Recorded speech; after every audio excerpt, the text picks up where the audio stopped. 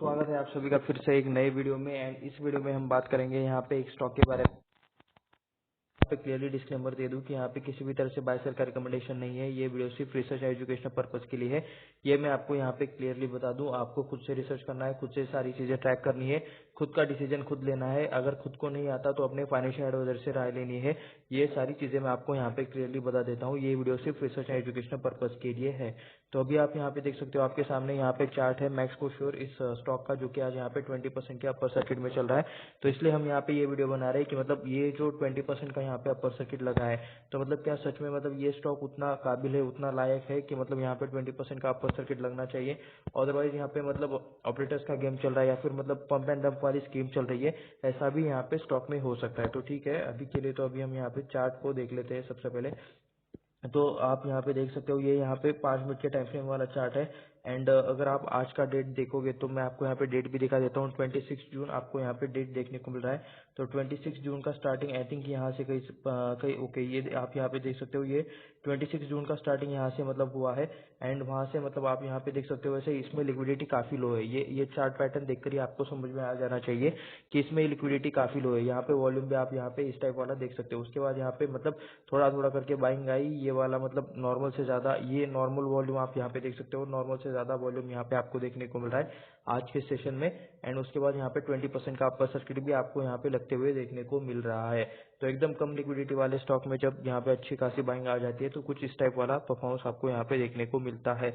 अभी किसने खरीदा है ये तो हमें पता नहीं, लेकिन कोई भी हो सकता है, ठीक है, ऑपरेटर भी हो सकता है। अगर हम यहाँ पे सिर्फ मतलब वन डे के टाइम फ्रेम पर का डेटा देखेंगे तो आप यहाँ पे देख सकते हो, इसका जो मतलब फर्स्ट चार्ट यहाँ पे देखने को मिल रहा है वो 143 के आसपास देखने को मिल रहा है, जो कि जनवरी 24 के आसपास देखने को मिल रहा है। एक बार मैं इसको ना एक छोटा कर लेता हूँ, क्या कुछ और डेटा है? जी नहीं, इतना ही डेटा आपको यहाँ पे देखने को मिल रहा है। तो इसी साल का आपको यहाँ पे काफी लिमिटेड डेटा देखने को मिल रहा है, ऐसा चाहे तो आप यहाँ पे कह सकते हो। उसके बाद मतलब 143 से ये स्टॉक काफी नीचे आया है। इसका जो इसने बॉटम बनाया है वो 60-70 के आसपास आपको यहाँ पे देखने को मिल रहा है। एंड उसी रेंज में स्टॉक ये आपको यहाँ पे घूमते हुए नजर आ रहा है। ठीक है, आज तो यहाँ पे 20% का अपर सर्किट लगा है। ये आज का एक दिन का कैंडल है, ये भी आप यहाँ पे ऐसा देख सकते हो। उससे पहले स्टॉक नीचे गया था 60 तक। एंड कुछ इस टाइप वाला, यानी कि काफी लिमिटेड डेटा है। ठीक है, यहाँ पे मतलब उतना भी ज्यादा कुछ यहाँ पे आपको डेटा अवेलेबल नहीं है पढ़ने के लिए, देखने के लिए। तो मतलब इससे ज्यादा कुछ हमें मतलब देखने को नहीं मिलता कि मतलब अभी तक के लिए तो एक ही रेंज में ये स्टॉक चल रहा है, ऐसा चाहे तो आप यहाँ पे कह सकते हो। अभी हम यहाँ पे इसका बिजनेस देखेंगे, इनके नंबर्स देखेंगे, इनके क्वार्टरली रिजल्ट्स और बाकी सारी चीजें देखेंगे, जिससे मतलब हमें यहाँ पे स्टॉक के बारे में अच्छा खासा आइडिया आ जाएगा। तो चलिए चलते हैं हम यहाँ पे इनके फंडामेंटल चीजों पर।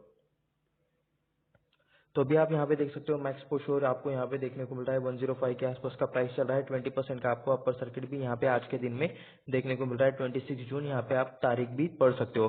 138 करोड़ के आसपास का आपको मार्केट कैप देखने को मिल रहा है। करंट प्राइस 105 के आसपास का है, जो आप यहाँ पे देख सकते हो। बाय द वे 138 करोड़ यानी कि काफी छोटी कंपनी है, ये स्मॉल कैप कंपनी है, माइक्रो कैप कंपनी है, स्मॉल कैप से भी छोटी कंपनी है। ठीक है, यहाँ पे मतलब 238 करोड़ का सिर्फ यहाँ पे इसका मार्केट कैप है। अगर कोई बड़ा प्लेयर आकर इसमें सेल कर देगा तो लिटरली यहाँ पे लोअर सर्किट लग जाएगा, कोई बाय कर लेगा तो यहाँ पे लिटरली मतलब अपर सर्किट लग जाएगा। इस टाइप वाला ये स्टॉक है। तो काफी ज्यादा वोलेटिलिटी आपको इस टाइप वाले स्टॉक में देखने को मिलते हैं, क्योंकि मतलब काफी छोटी कंपनीज है ये। ठीक है, 238 करोड़ यानी कि मतलब यहाँ पे स्टॉक मार्केट में काफी छोटी कंपनी है ये।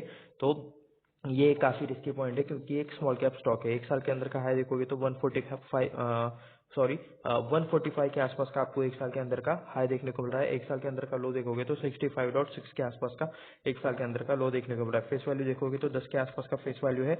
तो चाहे तो यहाँ पे मतलब स्प्लिट एक्शन या फिर बोनस एक्शन हो सकता है।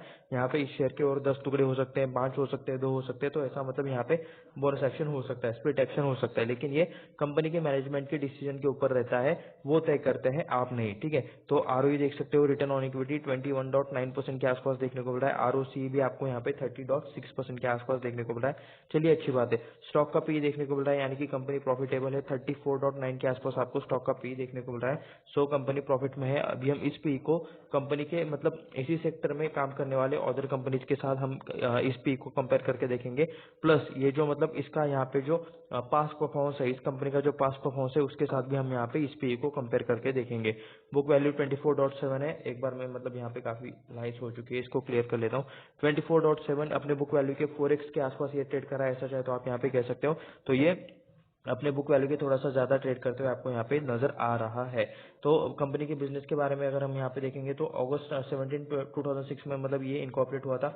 ये क्या करते हैं, provides personalised media and entertainment service across the various platforms. ठीक है, तो ये personalised media and entertainment service provide करते हैं। अभी मुझे एक्चुअल आइडिया तो नहीं आया है बिजनेस का, लेकिन हम यहाँ पे मतलब इनका वेबसाइट भी विजिट करेंगे जहाँ पे हमें मतलब इससे रेटेड और एक्स्ट्रा मतलब आइडिया आ जाएगा। ठीक है, तो यहाँ पे देख सकते हो अगस्त 17 2006 में स्टार्ट हुआ था और एंटरटेनमेंट रिलेटेड कंपनी है ये। आप अभी के लिए बस इतना सा याद रखो। ठीक है, तो उसके बाद मतलब मीडिया एड रिलेटेड भी मतलब शायद ये चीजें बनाते होंगे।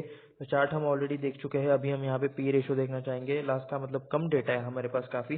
तो पहले पी इसका यहाँ पे मतलब 32 के आसपास था, पी बाद में कम भी हो गया था।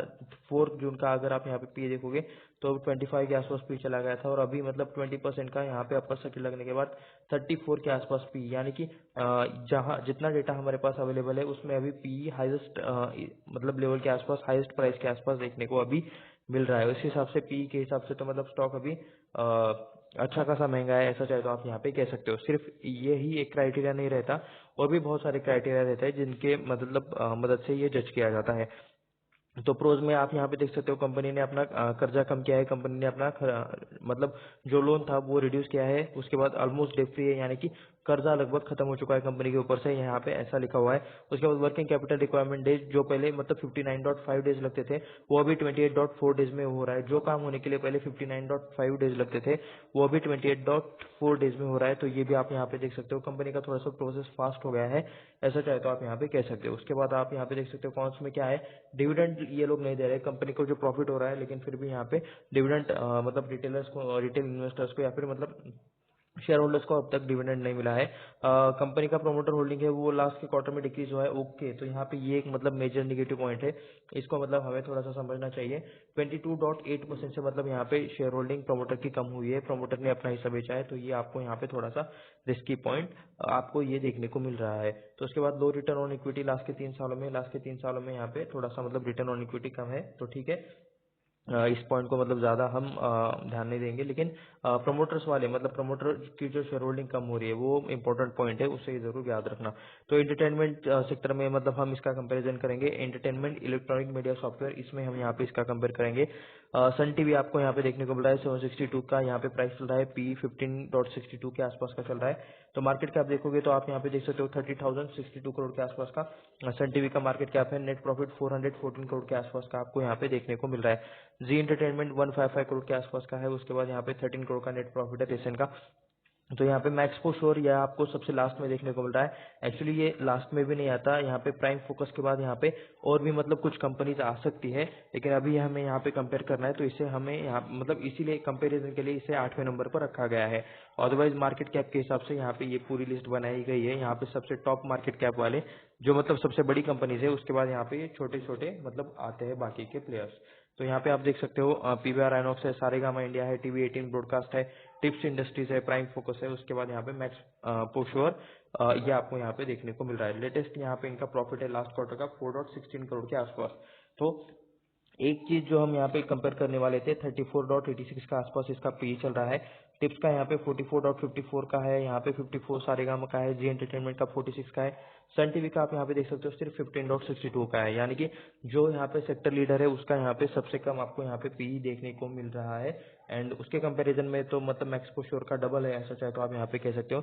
बाकी के प्लेयर्स के हिसाब से तो मतलब मैक्स पोश्योर का मतलब थोड़ा सा कम ही है, लेकिन जो मतलब सेक्टर का लीडर है उसके हिसाब से आपको यहाँ पे इसका पी मतलब थोड़ा सा हाईएस्ट देखने को मिल रहा है।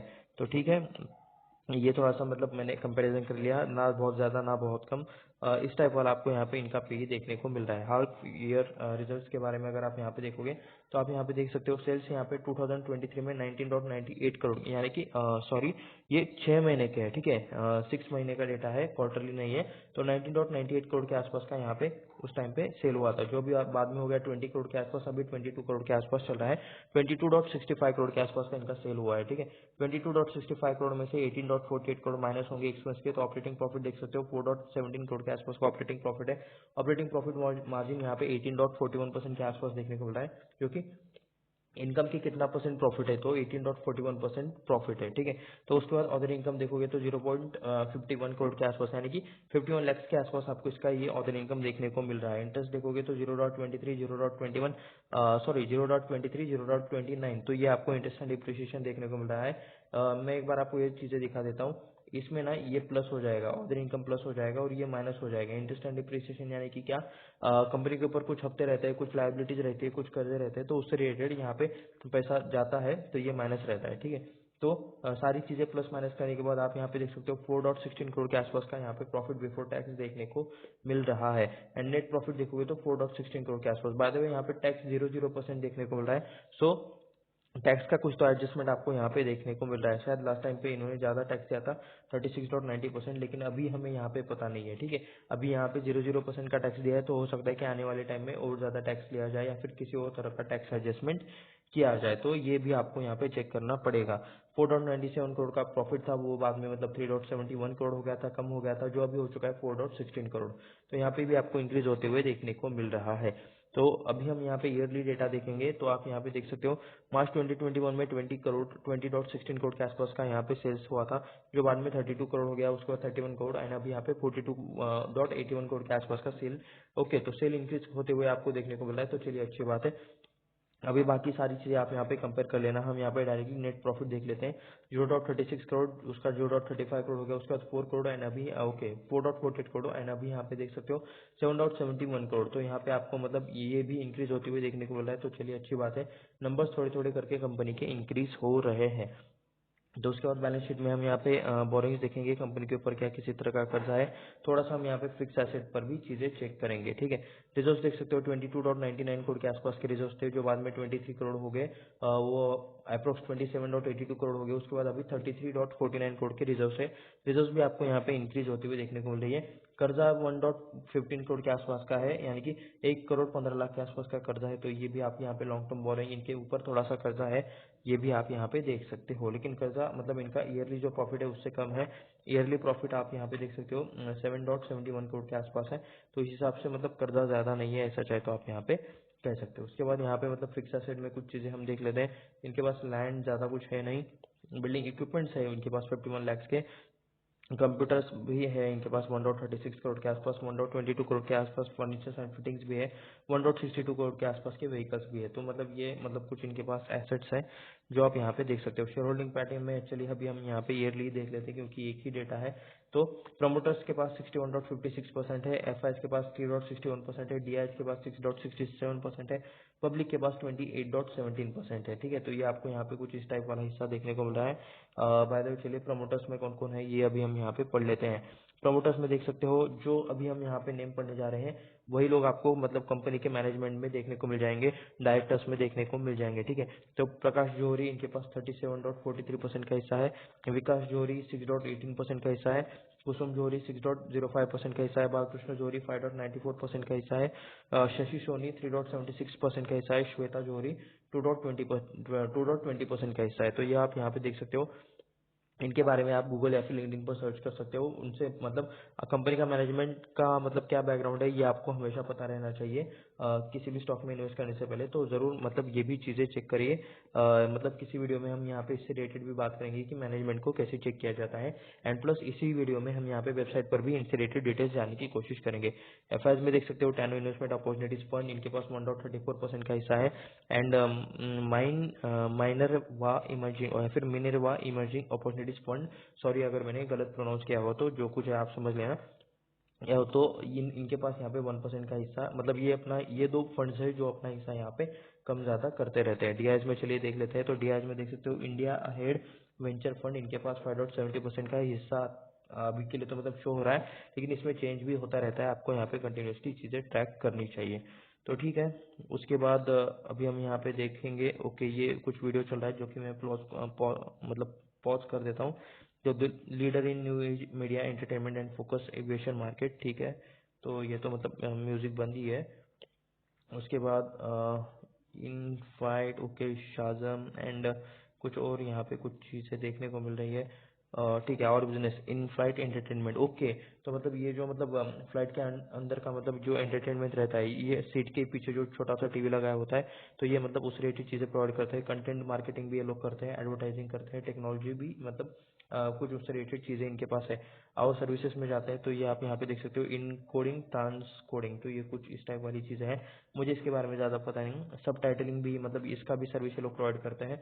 ओके, एडिटिंग भी मतलब रिलेटेड चीजें ये लोग सर्विसेज प्रोवाइड करते हैं। ठीक है, एडिटिंग तो पता है। उसके बाद यहाँ पे प्रोडक्शन रिलेटेड सर्विसेज यानी कि मतलब video making, film making, web series making. ठीक है, तो मतलब इस रिलेटेड ये लोग अलग अलग तरह के सर्विसेज प्रोवाइड करते हैं। मीडिया प्लानिंग आपको यहाँ पे देखने को मिल रहा है। तो मतलब ऑनलाइन कंटेंट जो मतलब ऑनलाइन या फिर मतलब मूवीज, वेब सीरीज रिलेटेड जो कंटेंट बनाना रहता है, तो उस रिलेटेड मतलब अलग अलग सर्विसेज ये लोग प्रोवाइड करते हैं। Content planning and strategy. उसके बाद यहाँ पे VR related, virtual reality related भी मतलब यहाँ पे आपको चीजें देखने को मिल रही है। मोनेटाइजेशन मतलब जो कुछ कंटेंट है उसके मोनेटाइजेशन रिलेटेड चीजें भी है। डेटा एनालिटिक्स, तो इन शॉर्ट ये मतलब वेबसाइट कंटेंट डिजाइन। ओके, तो मतलब ये कुछ उससे मतलब प्रमोशनल एक्टिविटीज रिलेटेड भी चीजें होगी। ट्रांसलेशन, ओके ठीक है, डबिंग रिलेटेड चीजें शायद ट्रांसलेशन में आती होगी, वीडियोज एंड शूट्स। एंड बाकी यहाँ पे क्या है, सोशल मीडिया मार्केटिंग भी मतलब इनकी तरफ से करता है। तो ये आप यहाँ पे देख सकते हो। तो 360 सर्विसेज में मतलब इनके पास ये सारी चीजें आती है। इनके बिजनेस के बारे में अभी आप यहाँ पे मतलब अच्छे से जान सकते हो। जो प्रोडक्शन हाउस रिलेटेड चीजें रहती है, मैगजीन, बुक्स, ओके, आई स्क्रीन, उसके बाद inflight streaming, brand, web portal, tablet, mobile apps, EDM, तो मतलब काफी सारी चीजें हैं 360 सर्विसेज में। देख सकते हो कंटेंट मोनेटाइजेशन है, इन्फ्लुएंसर मार्केटिंग, शूट्स है, एसएमओ, एसईओ है, वेबसाइट डेवलपमेंट, डिजिटल मार्केटिंग, तो ये तो मतलब थोड़ा सा आईटी वाला पार्ट आ गया। स्ट्रीमिंग टेक्नोलॉजी भी ये लोग प्रोवाइड करते हैं, डेस्टिनेशन वीडियो गाइड्स, उसके बाद media planning and buying services, inflight to content, mobile TV, result analysis और बाकी मतलब। ठीक है, तो मतलब प्रोडक्शन करना और उसका मतलब मार्केटिंग करना, तो उस रिलेटेड चीजें ये लोग करते हैं। ठीक है, तो ये कुछ इनके ब्रांड्स है, सिटीस्केप, इन्वेस्को, ब्लूबर्ड।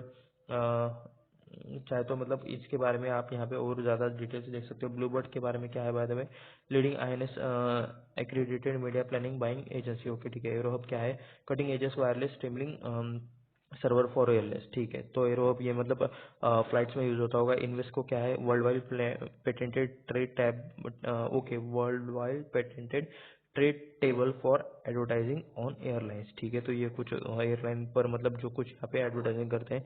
ओके, इनके क्लाइंट्स तो बढ़िया है। ठीक है, मतलब एचयूएल इनका क्लाइंट है, आईसीसीआई प्रोडेंशियल इनका क्लाइंट है, आईसुजू इनका क्लाइंट है, मर्सिडीज बेंज इनका क्लाइंट है। ठीक है, उसके बाद पेंटालूम्स भी इनका क्लाइंट्स है, एयर एशिया और मतलब सेलेक्ट सिटी वॉक, तो मतलब काफी इनके क्लाइंट्स भी मतलब लिस्ट आप यहाँ पे देख सकते हो। ऑडी है, अशोक लीलैंड है, यस बैंक है, विस्तारा है, इथॉस लिमिटेड है। इथॉस मतलब शेयर मार्केट में लिस्टेड कंपनी है। आप उसके बारे में डिटेल्स अगर आपको पता है तो नीचे कमेंट करके लिख देना। इंडिगो है, ताज है, ताज यानी कि इंडियन होटल्स, उसके बाद एक्सिस बैंक, लोधा, तो मतलब काफी इनके मतलब ये क्लाइंट बेस तो काफी इनका स्ट्रांग देखने को मिल रहा है। आवर नेटवर्क में ये है, दिल्ली, बेंगलुरु, मुंबई, कोलकाता, चेन्नई, काफी जगह पर ये आपको मतलब यहाँ पे देखने को मिल रहा है। तो लिटरली ओके, अभी हम यहाँ पे ये एडवर्ट, ओके, ये अभी हमें अबाउट में थोड़ा सा चीजें चेक करनी है। बाकी इनके बिजनेस के बारे में तो हमें अच्छा खासा आइडिया आ गया है। ठीक है, तो मतलब इनफ्लाइट एंटरटेनमेंट, ये मतलब बाकी एविएशन मार्केट में ये लोग काम करते हैं। 360 डिग्री सर्विसेज भी ऑफर करते हैं, यानी कि मतलब कंटेंट क्रिएशन रिलेटेड ये लोग प्रोफाइल मतलब चीजें भी ऑफर करते हैं, सर्विसेज ऑफर करते हैं। ठीक है, तो यहाँ पे चेयरमैन एंड मैनेजिंग डायरेक्टर प्रकाश जौहरी, ये आप यहाँ पे देख सकते हो। इनसे रिलेटेड चीजें अगर आपको यहाँ पे पढ़ना है तो आप यहाँ पे पढ़ सकते हो। इनका विजन क्या है, मिशन क्या है, इससे रिलेटेड भी चीजें आप यहाँ पे देख सकते हो। उसके बाद यहाँ पे Shweta Jauhari, whole time director, okay, बाद में ये कौन थे, चेयरमैन एंड मैनेजिंग डायरेक्टर, तो promoter of the company, okay, Shweta Jauhari, Indian national service, whole time director, our company. Okay ठीक है, बैचलर्स डिग्री कॉमर्स, मतलब ये कहाँ से पढ़े ये भी आप यहाँ पे देख सकते हो, और बाकी की सारी चीजें भी आप यहाँ पे चेक कर सकते हो। उसके बाद यहाँ पे टोस्टन जोरिन किलिन, ये कुछ इंडिपेंडेंट डायरेक्टर है यहाँ पे। उसके बाद यहाँ पे और कुछ आपको यहाँ पे इंडिकेट मतलब नॉन एग्जीक्यूटिव डायरेक्टर, और मतलब ये कुछ और आपको यहाँ पे मैनेजमेंट में लोग देखने को मिल रहे हैं। इनके बारे में भी आप चाहे तो यहाँ पे और चीजें चेकआउट कर सकते हो। ठीक है, तो ये था यहाँ पे मैक्स पोस्ट रिलेटेड एक छोटा सा एनालिसिस वाला वीडियो। इसमें हम यहाँ पे मतलब कोई भी किसी भी तरह से बाय सेल का रिकमेंडेशन नहीं है। ये वीडियो सिर्फ रिसर्च एजुकेशनल पर्पज के लिए था, ये मैं आपको यहाँ पे क्लियरली डिस्क्लेमर दे देता हूँ। ऐसे ही और वीडियोस देखने के लिए चैनल को सब्सक्राइब करें, वीडियो को लाइक करें, अपने दोस्तों के साथ शेयर भी करें। मिलते हैं नेक्स्ट वीडियो में, धन्यवाद।